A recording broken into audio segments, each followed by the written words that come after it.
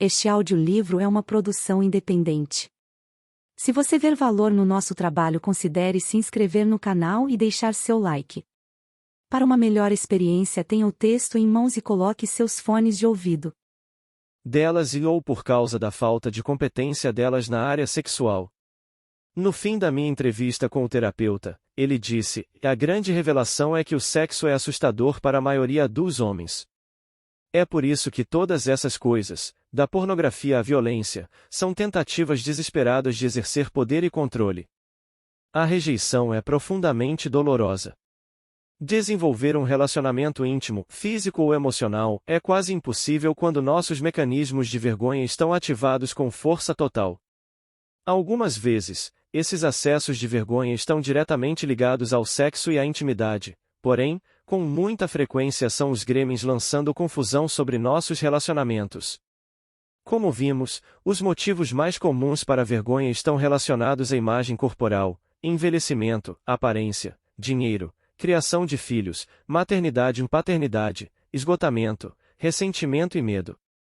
Quando perguntei a homens, mulheres e casais como eles praticavam a espontaneidade de uma pessoa plena em torno desses tópicos tão delicados, uma resposta surgiu repetidas vezes, com conversas sinceras e afetuosas que requerem grande vulnerabilidade.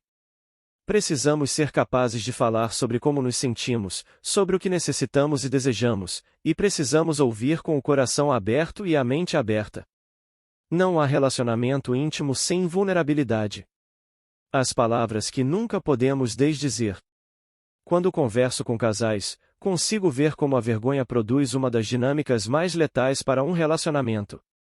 As mulheres, que sentem vergonha quando acham que não são ouvidas ou valorizadas, costumam lançar mão de críticas e provocações: por que você nunca faz o bastante?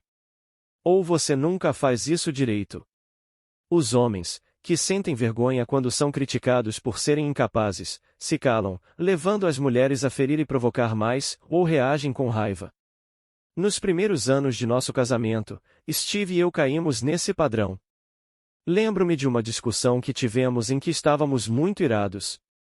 Depois de 10 minutos de recriminações insistentes de minha parte, ele se virou para mim e disse: chega.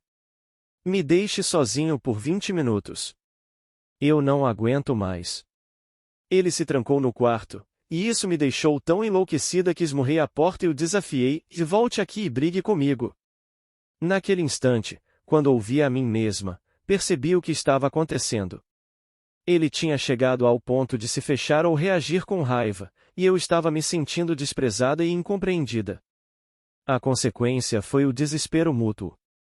Steve e eu completamos 18 anos de casamento. Ele é, sem dúvida, a melhor coisa que já me aconteceu. Quando nos casamos, nenhum dos dois tinha a menor ideia do que era um bom modelo de parceria ou do que era preciso para fazer o casamento funcionar. Se alguém nos perguntar hoje o que consideramos a chave do sucesso de nosso relacionamento, a resposta será: vulnerabilidade, amor, humor, respeito, esforço para se libertar da vergonha e uma vida livre de culpa. Nós aprendemos muito disso tudo em nosso próprio processo cotidiano de tentativa e erro, mas também com o meu trabalho e com os participantes da pesquisa que tiveram coragem de compartilhar suas histórias comigo.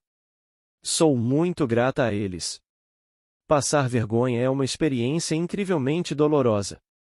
O que frequentemente não percebemos é que provocar a vergonha dos outros é igualmente sofrido, e ninguém faz isso tão bem quanto um cônjuge ou os pais. Estas são as pessoas que nos conhecem melhor e que têm acesso às nossas vulnerabilidades e aos nossos maiores temores.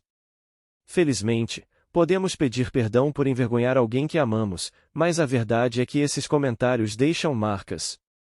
Envergonhar alguém que amamos em sua vulnerabilidade é a mais séria de todas as violações de segurança.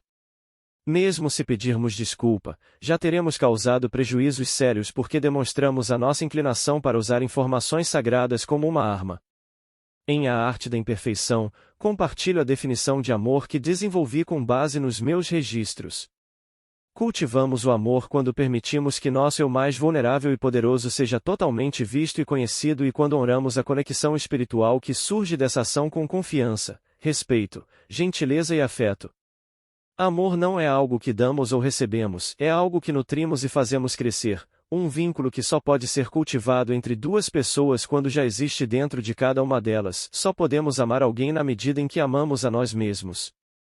Vergonha, culpa, desrespeito, traição e negação de afeto danificam as raízes que fazem o amor crescer. O amor só consegue sobreviver a essas agressões se elas forem reconhecidas, curadas e não acontecerem com frequência. Desenvolver essa definição foi uma das tarefas mais difíceis que já tive. Profissionalmente, parecia pretensioso tentar definir algo tão grande e importante como o amor. Essa sempre me pareceu uma incumbência de poetas e artistas. Minha motivação não era esgotar o assunto, mas iniciar uma conversa sobre o que precisamos e queremos do amor. Confesso que combati os dados da pesquisa com todas as minhas forças. Eu ouvia repetidamente dos participantes que o amor próprio era um pré-requisito para amar os outros e detestava isso. Às vezes é muito mais fácil amar Steve e as crianças do que amar a mim mesma. É muito mais fácil aceitar suas peculiaridades e excentricidades do que praticar o amor próprio convivendo todos os dias com meus enormes defeitos. Mas, tendo praticado o amor próprio com perseverança nos últimos anos, posso afirmar que isso aumentou incomensuravelmente a qualidade dos meus relacionamentos. Ao amar a mim mesma ganhei coragem para me mostrar e ficar vulnerável de maneiras novas, e é disso que se trata o amor. Alguns de nós são ótimos em fazer declarações de amor. Mas estamos mesmo indo além das palavras? Estamos conseguindo ser nosso eu mais vulnerável? Estamos mostrando confiança, gentileza, afeição e respeito para com nossos parceiros? Não é a falta de declarações de amor que nos coloca em dificuldade nos relacionamentos, o que produz as feridas é deixar de praticar o amor. Tornando-se autêntico. Anteriormente neste capítulo mencionei que os pesquisadores descobriram que atributos como ser simpática, magra e modesta são virtudes que nossa cultura associa à feminilidade.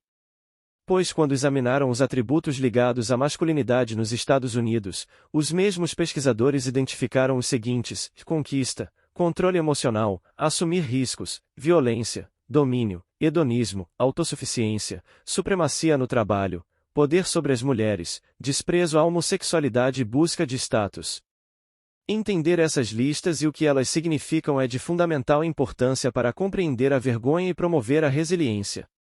Como expliquei no início deste capítulo, a vergonha é universal, mas as mensagens e expectativas que a despertam são organizadas por gênero. Essas normas femininas e masculinas são o fundamento dos mecanismos de vergonha, e eis o porquê: se as mulheres quiserem cumprir as regras, elas precisam ser doces, magras, bonitas, caladas, mães e esposas perfeitas, e não ter poder. Quem não alcançar essas expectativas vai cair na teia da vergonha.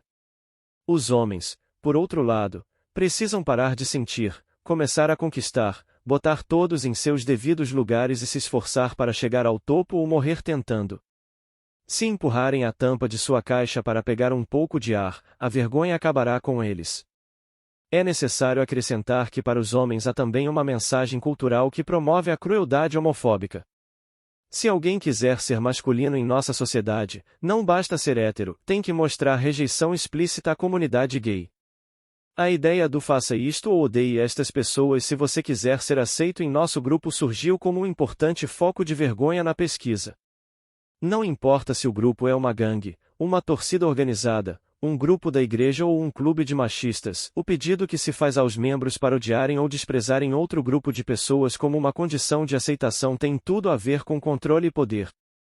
Depois de analisar os 11 atributos da masculinidade, concluo que este não é o tipo de homem com quem eu quero passar minha vida e que não é assim que desejo criar meu filho.